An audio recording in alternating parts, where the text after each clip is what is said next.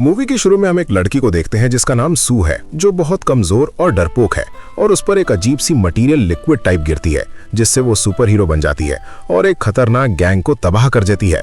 Hello दोस्तों, movie का नाम है द इनविजिबल सू। सू एक ऐसी लड़की है जो सुपर हीरो से बहुत प्यार करती है और हमेशा चाहती थी वो भी वैसी ही सुपर हीरो बन जाए जैसी उसकी सबसे favourite hero super moon. Super moon भी पहले एक बिल्कुल नॉर्मल लड़की थी जिसका बालों का रंग अजीब होने की वजह से सब उसका मजाक उड़ाते थे, लेकिन जैसे ही उसे पावर मिली और वो सुपर हीरो बन गई, सब ने उसका सम्मान करना शुरू कर दिया। सू भी चाहती है कि उसकी जिंदगी आसान और सिंपल हो जाए क्योंकि वो हमेशा अकेलापन महसूस करती है। स्कूल में उसके दोस्त उसका मजाक उड़ाते हैं, उसे तंग करते रहते हैं। वो चाहती है कि वो सुपर हीरो बन जाए ताकि सब उसका ध्यान दें, उसे प्यार करें।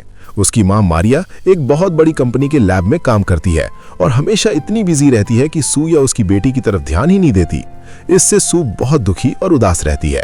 एक दिन सू और उसके पापा फैसला करते हैं कि वो केक लेकर माँ को सरप्राइज देने जाएंगे, उसका बर्थडे मनाने। उसी दिन कंपनी में बहुत बड़ा कॉन्फ्रेंस होता है। मारिया एक नई मटेरियल के बारे में प्रेजेंटेशन दे रही होती है, एक ऐसी मटेरियल जो हर बीमारी को ठीक कर सकती है। तभी सू अपने पापा के साथ लैब में घुसती है ताकि उन्हें सरप्राइज दे सके। जैसे ही मारिया बाहर निकलती है, सू ब्लैक बोर्ड पर सारी केमिकल इक्वेशन मिटा देती है और अपनी माँ के लिए बर्थडे मैसेज लिखने लगती है। क्रिस्टोफर मोमबत्ती भी चलाता है, लेकिन अफसोस फायर अलार्म बज जाता है। मारिया और उसकी असिस्टेंट लिनिया प्रेजेंटेशन छोड़कर भागती हैं ये देखने के लिए कि क्या हुआ।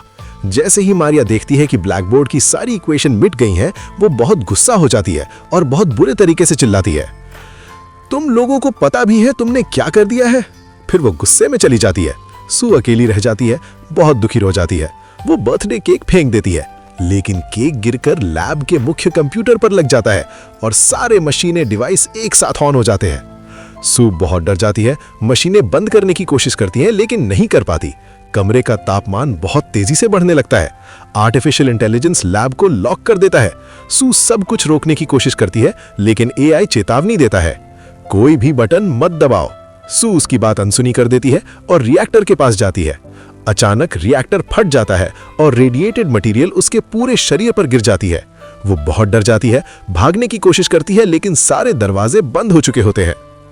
कुछ देर बाद हम देखते हैं सू एम्बुलेंस में है। उसके शरीर पर छोटे छोटे घाव हैं, लेकिन वो याद नहीं कर पा रही कि एक्सप्लोजन के बाद क्या हुआ।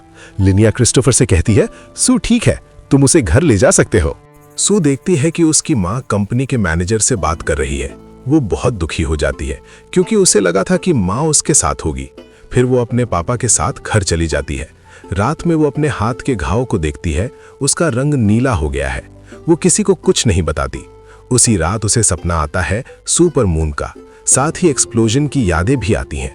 सुबह उठते ही वो हैरान हो जाती है क्योंकि उसका हाथ गायब हो जाता है और फिर वापस आ जाता है। वो बहुत डर जाती है लेकिन पापा या माँ को कुछ नहीं बताती।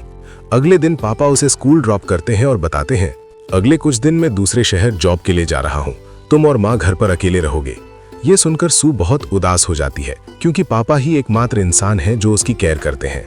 स्कूल में उसे उसका दोस्त टॉबी मिलता है जो वो भी सुपर मून का बहुत बड़ा फैन है। तभी एलेन और उसकी गैंग आती है और सू को तंग करने लगती है। अचानक सू का पूरा शरीर गायब हो जाता है। वो डर के मारे भागकर बाथरूम में जाती है। वहां टिश्यू पकड़ती है तो वो टिश्यू भी हवा में लटकने लगते हैं। एक लड़की बाथरूम में आती है, टिश्यू को हवा में देखकर डर जाती है और चीखते हुए भाग जाती है। जैसे ही सू हाथ धोती है, उसका शरीर वापस दिखाई देने लगता है, लेकिन जैसे ही वो हैंड ड्रायर के नीचे हाथ सुखाती है, फिर से गायब। उसी समय लैब में कंपनी का मैनेजर मारिया से कहता है, जल्दी से सब कुछ तैयार करो, नया कॉन्फ्रेंस है, लैब डैमेज हुआ है तो हुआ, हमें फर्क नहीं पड़ता। फिर मारिया और लिनिया को नजर आता है कि लैब में चीजें अपने आप गिर रही हैं। अचानक सू दिखाई देती है, जमीन पर गिर जाती है और कहती है, माँ मैं बहुत थक गई हूँ। अगले दिन सुबह घर पर सू उठती है और माँ से कहती है, मैं अभी भी बहुत थकी हुई हूँ। मारिया उसे गर्म चाय देती है। जैसे ही सू कप को छूती है, वो गायब हो जाती है। मारिया डर जाती है। वो फ्रिज खोलती है और उसके सामने खड़ा कर देती है। ठंडक लगते ही सू का शरीर फिर से दिखाई देने लगता है। मारिया समझ जाती है, जब तापमान बहुत ज्यादा गर्म होता है तो तू गायब हो जाती है और ठंडा होने पर वापस दिखाई देती है। वो कहती है, मैं तुझ पर कुछ टेस्ट करना चाहती हूँ, कहीं मत जाना प्लीज। सू बहुत बुरा महसूस करती है। उसे लगता है कि माँ उसे लैब रैट की तरह इस्तेमाल करना चाहती है। वो सोचती है, मैं एक मॉन्स्टर बन गई हूँ, मैं पहले जैसी नॉर्मल होना चाहती हूँ। अगले दिन स्कूल जाती है, पापा को फोन करने की कोशिश करती है लेकिन कनेक्ट नहीं होता। टॉबी उसे देखकर बहुत खुश होता है और उसकी किताब लौटाता है। तभी एलेन और उसकी गैंग आती है। एलेन टॉबी से कहती है, तू ऐसी लड़की से बात क्यों कर रहा है? अचानक एलेन का फोन बजता है, बहुत अजीब और शर्मनाक रिंगटोन। वो शर्म से भाग जाती है। बाद में पता चलता है कि सू ने उसका फोन हैक करके वो रिंगटोन डाल दिया था। इसके बाद एलेन और सू धीरे धीरे दोस्त बन जाती हैं। लीनिया स्कूल आती है और सू को लैब में ले जाती है। वहां मारिया टेस्ट करती है। पता चलता है कि रिएक्टर से निकली रेडिएटेड मटेरियल सू के शरीर में घुस गई थी। इसी वजह से उसे ये पावर मिली है। साथ ही जो भी सू को छूता है वो भी गायब हो जाता है। लीनिया ने टेस्ट किया तो वो भी गायब हो गई थी, लेकिन इंफ्रारेड कैमरा उन्हें दिखा सकता है। मारिया बहुत घबरा जाती है और कहती है, ये मटेरियल कंपनी गलत कामों के लिए इस्तेमाल करेगी, मैं सारी रिसर्च डिलीट कर दूंगी। लीनिया मना करती है। सू कहती है, ट्रायंट बनाओ ना जिससे मैं वापस नॉर्मल हो सकूं। फिर सू स्कूल में सो जाती है। एलेन उसे पानी डालकर जगाती है। दोनों कैफे में जाते हैं। सू एलेन को अपनी पावर के बारे में बताती है, लेकिन एलेन को यकीन नहीं होता। तभी एलेन की गैंग आती है बदला लेने। सू मौका देखकर अपनी पावर दिखाती है, गरम चीज छूती है, गायब हो जाती है। एलेन और गैंग पर गरम कॉफी फेंकती है। सब डर कर भाग जाते हैं।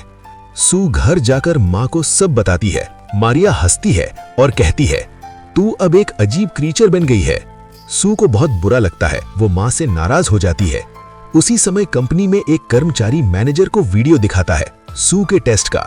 मैनेजर कहता है, किसी को मत बताना। एक दिन मारिया और सू कार में है। अचानक गैंग आकर सू को किडनैप करने की कोशिश करती है।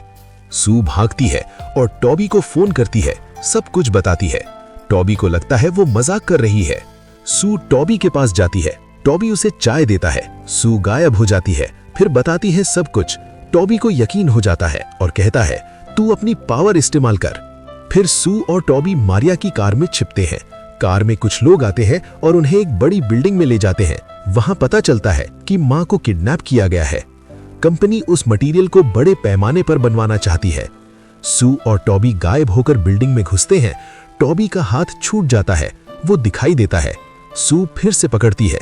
वे लैब पहुंचते हैं। मारिया का फोन और मटेरियल मिलता है। एलेन, अब दोस्त, बाहर से वार्निंग देती है, खतरनाक गैंग आ रही है, भागो। वे भागते हैं लेकिन टॉबी दरवाजे से टकराता है। गार्ड्स पीछा करते हैं।